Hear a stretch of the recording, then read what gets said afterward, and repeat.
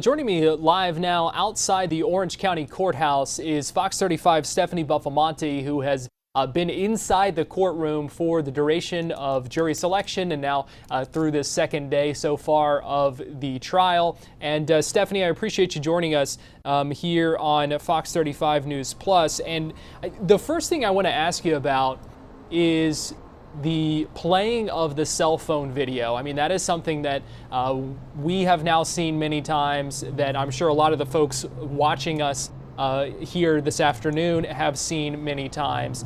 But I'm curious about the jury and their reaction to seeing this video when it was played in court today.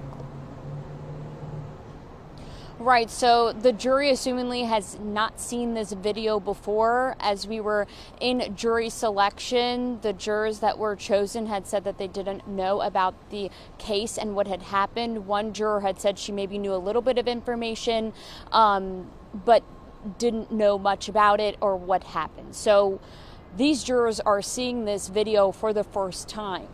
And when I was looking at them as this video was playing, you could see them all laser focused on what is happening. Many of them even taking notes during it, especially when Sarah in the video made comments like, "This is how it feels when you choke me, when you cheat on me," and some of the curse words that she was saying. They were taking notes during those parts. And then after the video played, I saw at least one juror who looked right at Sarah to see if she had a response to the video. And I was looking at Sarah as well. It doesn't seem like she responded to the video. She was just looking at it. And after it was done playing, she took some notes on her notepad. But that was about it for a reaction from Sarah Boone. That was it seemed like a big moment in the courtroom today. I mean, we had several big moments on Friday with the opening arguments, with the crime scene photos, and then I feel like the big moment then was seeing that suitcase on Friday.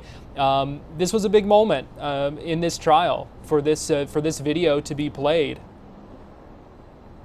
Garrett, it's huge because, as we heard from the state the other day, the assistant state attorney said that this is their case. This cell phone video is their case, and they believe that this cell phone video will prove that Sarah Boone is guilty, that she was malicious, and that this was her intent. So this cell phone video was huge for the state to show to the jurors who were in the room today, who, like I said, were taking it all in, taking notes, and the state said that this is their case. So we know that this is a huge piece of evidence. Like you said the other day, what was brought into the courtroom, we saw the suitcase that Sarah Boone allegedly zipped Jorge Torres in during that drunken game of hide and seek. We saw a baseball bat that both the state and the defense said that Sarah Boone hit Jorge Torres with. And we also saw the bottles of wine that Sarah and George had been drinking that night. Now, a couple of things about the baseball bat.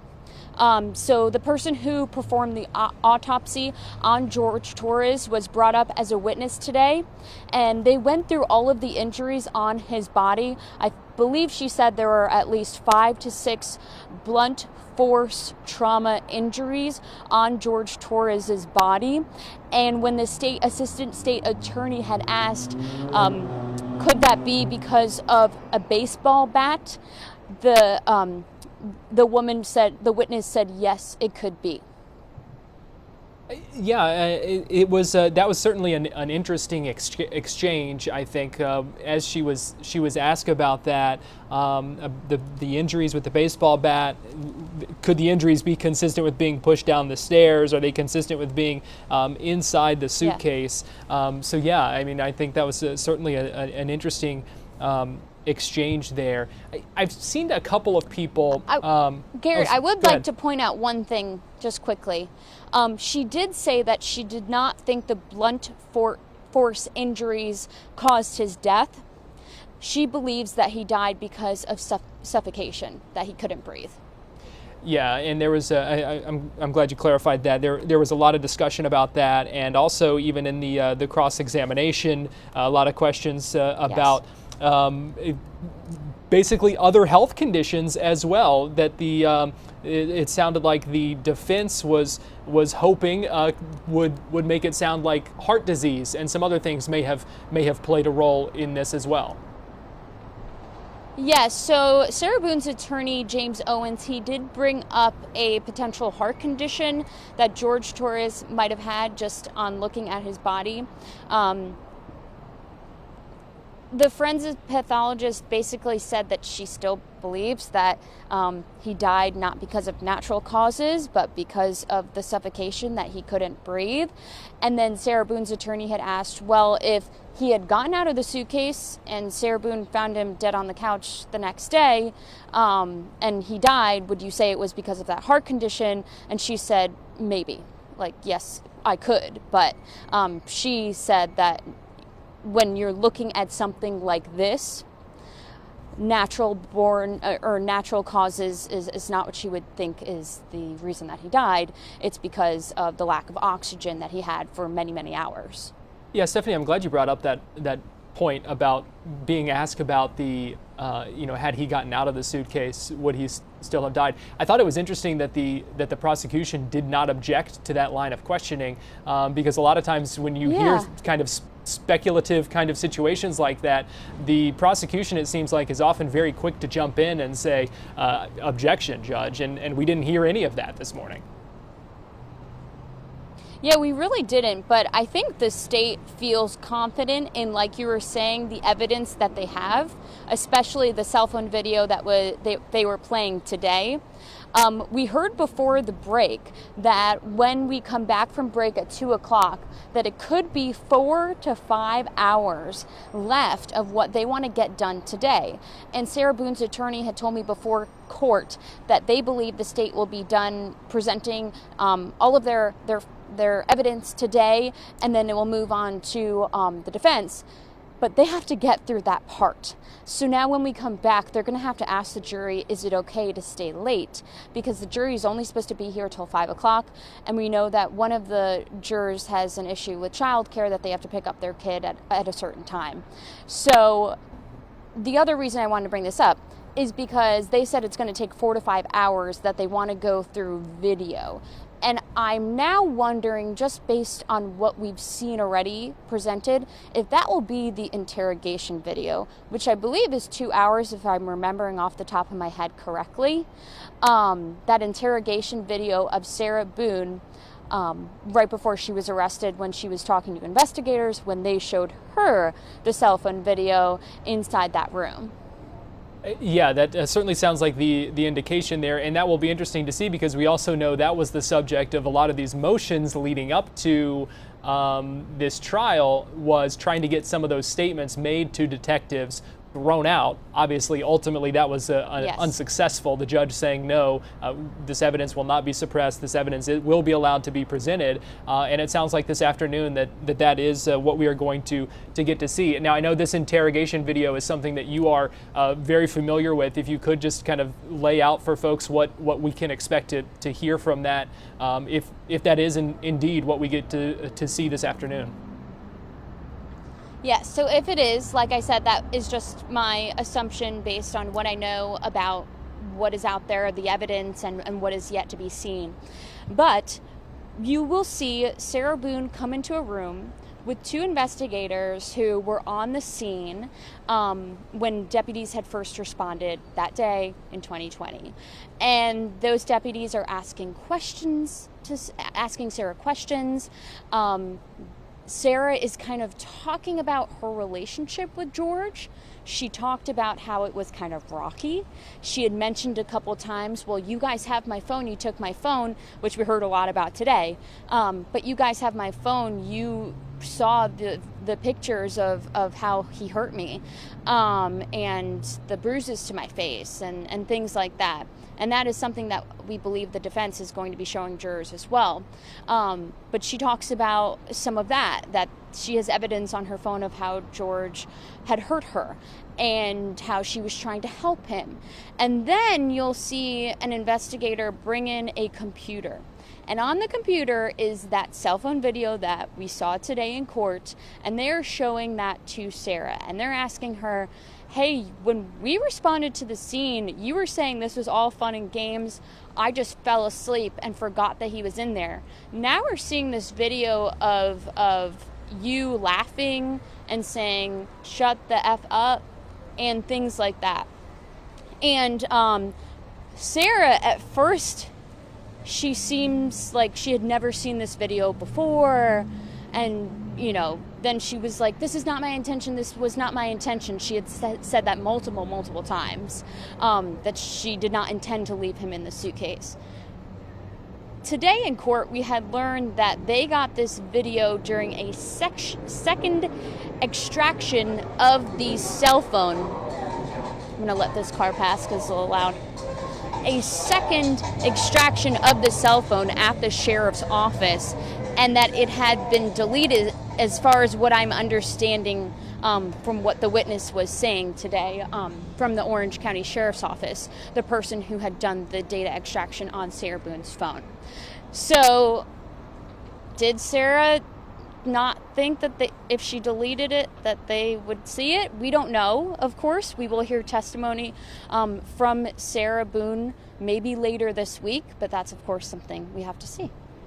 Yeah, I want to ask you too. I know we heard this morning from the forensic pathologist who did the autopsy. You mentioned it just a couple of minutes ago, and one of the things that she talked about was, first of all, the size of George and the position he was likely in inside that suitcase. And I saw a couple comments because we are streaming this on YouTube as well, and I saw a couple comments about folks kind of surprised to learn George's size, that he was 5'2" and only 103 pounds. Yeah. And 5'2". I'm 5'2" and much heavier than that. So this is a small adult, a male adult. And if I have a second, I could pull up the dimensions of the suitcase. I know I just posted this. But yeah, he was 103 pounds and 5'2". Sarah Boone's also pretty small as well. And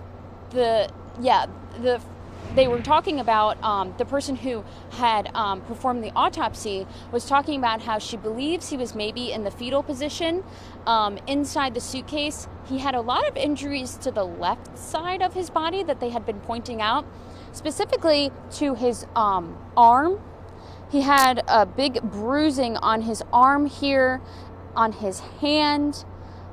He had a big bruise on his eye, and then his forehead was pretty swollen. And they were showing these pictures from the autopsy in the courtroom. So that's how we're seeing all of this. He had bloodied lip. He had a bloody lip. He also had like a bruise it looked like on his shoulders. So she was talking about all of those injuries. And just to pull it up one more time. So yeah, George was 103 pounds, 5'2", and the suitcase that he was zipped in was 28 long, 20 wide, and 8 7/8 inches deep. So kind of, I mean, it's a big suitcase that you'd like, if you're going on vacation for a week, that you would probably take. But for an adult, I mean, that's a pretty tight space. And right. The other thing is the zippers didn't have the pulls on them. So that was something that was pointed out yesterday as well, because they were talking about, well, was there pulls? Was it the suitcase easy to open? Well, there were no pulls on them. They had there had been a like little pink piece of metal, it looked like almost, and what a witness had said she thought that was a paper clip that they had used because the pull was gone.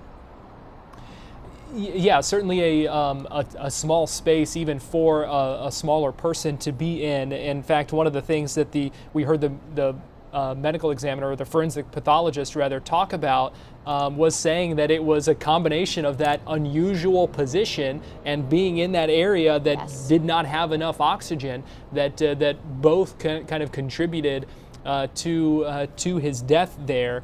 I also want to ask you about the crime lab analyst, Meredith McCaskill, who testified this morning, and about the DNA testing, and they did quite a bit of testing of Sarah Boone and Jorge Torres, and I thought it was interesting to hear her testify, though, that there was no foreign DNA found under either one of their fingernails. It was basically just their own DNA. I think that was kind of the main takeaway from hearing her talk about the DNA. Yeah, I think so as well. And something I'd like to point out, because we were talking about potentially seeing that interrogation video later this afternoon, Sarah willingly gave all of this, her DNA, during the interrogation video after they were questioning her.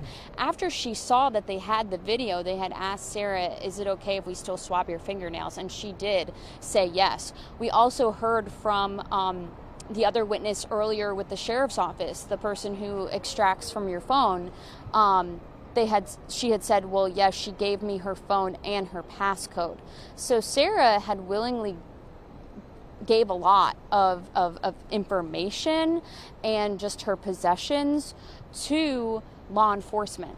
And something that was mentioned yesterday by Sarah Boone's attorney is that she didn't have representation when they were questioning her. She didn't know what she should or shouldn't say. And he said, well, Sarah lied. And she lied in that first interrogation video. And we're going to find out when she testifies what this other story is.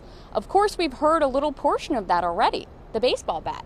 We had not known about this before. Sarah never talked about a baseball bat. Both the state and the defense said that she hit him with this baseball bat. So it seems like there is going to be another narrative to this story of what happened that night in 2020 that we will learn much more about. Yeah, and just a couple other things here, and then I'll let you go. I've got your tweet pulled up here where you talk about the ring that you noticed in one of the autopsy photos. Now, I will say, for folks who are watching on our live stream, many of those photos we did not show, but that's why I wanted to get your take on this, because you noticed that the ring. Tell us about that. So yes, I noticed a ring on Jorge Torres's hand, and when it was a wedding ring on his left hand. And from what I remember from the body cam video, because I've been covering this from the start, that she had said, my boyfriend George, we've been dating for 3.5 years. She kept calling George her boyfriend. And when I posted that, I was like, well, what was interesting to me is that George had this wedding ring on his left hand, but Sarah and George, they were just boyfriend-girlfriend for 3.5 years. But social media, someone reminded me something from this interrogation that I actually had forgotten about. They were saying that Sarah mentioned an engagement ring. So I went back to my notes that I took from when I was looking at that interrogation video. And yes, she had said, hold on, let me pull it up here. She had said something to the extent of, she had asked investigators, can I get the engagement ring that I bought George back? And they were like, well, the medical examiner has his body right now. They're doing the autopsy, and any of his possessions will go to next of kin, so his family. So I don't know if they were engaged or not, but I did think that was interesting, especially for people who have been following this case. Yeah, absolutely. I know you said you're going to let me go, but I want to talk a little bit about the text messages if we have time. Yes, yeah, go right ahead. Yeah, what stood out to you? Yeah, so I'm reading off my phone because I wrote it down. We kind of mentioned this the other day, but we're now seeing this for the first time. So I learned a lot today about what happens when you extract data off a phone. And iPhone specifically, it seems like gives out a lot more information. So it'll tell you when you open your camera, even if you don't take a video. It will tell you about, of course, when you send a text, when you receive a text, who it was with, and all of that. So they're going through text messages with, they called him Mo. But from other from statements made by the state earlier in the week, or last week, they had talked about how Mo is George's older brother. So just to put that in perspective. So this Mo person, or it starts with, I think this was on Christmas 2019, and this crime happened February 2020. And there's a text from Sarah saying, ugh, like, ugh. your dad, in quotes, hit me in the face. Hide and seek I shall. And then in another time, this Mo person says, please do something with yourself, Sarah. God bless you. And this was after like an argument, it seemed like, between them. And then Sarah said, or a text from Sarah's phone says, and bless you and all of you too. I'll get rid of him, then I'll be better. Ugh, Torres. And that was the end of that conversation.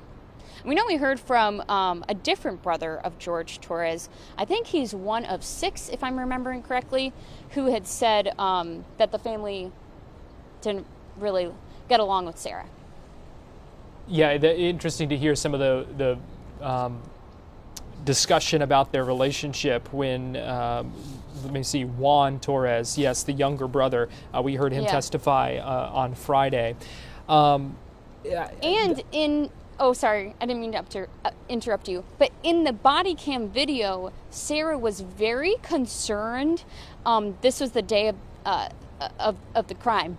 Sarah was very concerned about what investigators were going to tell George Torres's family. And when they were asking Sarah, like, why are you so concerned? She had said, well, they're going to think I killed him. And that was one of the first things out of her mouth when they said, they were asking about why she was concerned about the family and what they would know and what they were going to tell her, which I think is kind of interesting now as you see all these pieces come together. Yeah, she specifically says, I'm afraid for my life. His family has never liked me. They're going to kill me. This is not intentional, but they're not going to understand that. Yep. Mm-hmm. Yeah. Interesting Exactly. stuff So there. it kind of paints a picture as to the relationship between Sarah and George. It's now been mentioned 2 times that she had told George's family members that he had choked her and that they didn't get along. We've seen that previously in the body cam video, in the interrogation video, and now in the courtroom.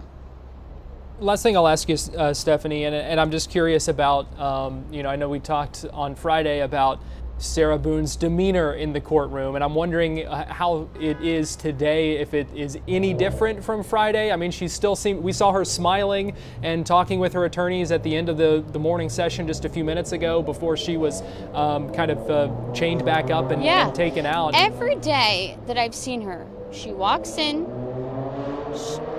they take off her handcuffs because she doesn't have handcuffs when she's sitting in the courtroom. She smiles, says her pleasantries to her attorneys. There's a private investigator that now that jury selection is over, he kind of sits in the back of the courtroom with us and everyone else who's in that room. She turns around, says hi to him, and it seems all fine. She seems, like you said, she's smiling. And then when things start going, she's laser focused. She was looking at all of the evidence. She didn't look away when they were showing pictures of George Torres's body. She's been taking a lot of notes. It seems like her attorney brings her a notepad, and she's just been taking notes throughout the whole process. Does she look at the jury at all? What is it when they come in? What is that like when the jury is coming in? She looks when the jury walks in. So when the jury walks in, everyone has to stand. So when the judge walks in, you have to stand. When the jury walks in, you have to stand. So when the jury walks in, Sarah stands next to her attorneys. And if you've been watching Fox Local, you see her. She's in the middle of Tony and her other attorney, Tony Henderson and James Owens. And she'll turn and she'll look at the jurors and then she'll go back and sit down. As far as what I can see, I haven't seen her look at the jurors throughout like when evidence is being presented and things like that. She's more looking at the front of the room. But the jurors, you can see they're looking at the assistant state attorneys who are speaking. They're looking at Sarah Boone's attorneys. They're looking at Sarah. They're looking at what's being presented at them. But it does seem like Sarah is more looking at in front of her, not really looking at the jurors. And then I have noticed she's been asking a lot of questions. She seems to be very involved in the process. I think I mentioned this the other day, that she had been taking notes during jury selection. I've heard her talking to her attorneys, trying to understand different things, giving her 2 cents. And we know this is Sarah Boone's 9th attorney. At one point, she was going to represent herself, so you have to imagine that she had to kind of understand how the proceedings go and things like that. But she does seem very involved. She's not just sitting there letting her attorneys take the wheel. It seems like she's in the process as well, or she's trying to be. Yeah, you certainly would expect that for someone who was unable to work with 8 other attorneys. But every time she's asked by the judge if she's pleased, she said I think this morning she said very much so. Yeah, she never says just yes. She gives like some kind of comment like that. Yeah, so her previous attorneys had said she was extremely difficult to work with, that there was no pleasing her, different things like that. Then she put out a flyer that was like inmates seeking attorney, and James Owen saw the flyer on the internet. I forget where he saw it, but on social media somewhere. Then got hooked up with Sarah Boone. Now they're here. They're actually, I forget where he's from, but they're like 6 hours away. From the Panhandle. So they're all staying in an Airbnb, their entire legal team, during this process. So that has now we've seen is going to be a long process too. Yeah, James Owens and his team, they're from Milton up in Santa Rosa County in the Panhandle. So they are certainly have come a long way to be here. That's yeah. Right. Well, Fox 35's Stephanie Buffamonte, you've done a great job already of keeping us up to date. We know you're also live tweeting throughout this, and we appreciate you joining us here on Fox 35 News Plus and keeping us updated throughout the day. So we appreciate all the work you're doing. Thank you, Garrett.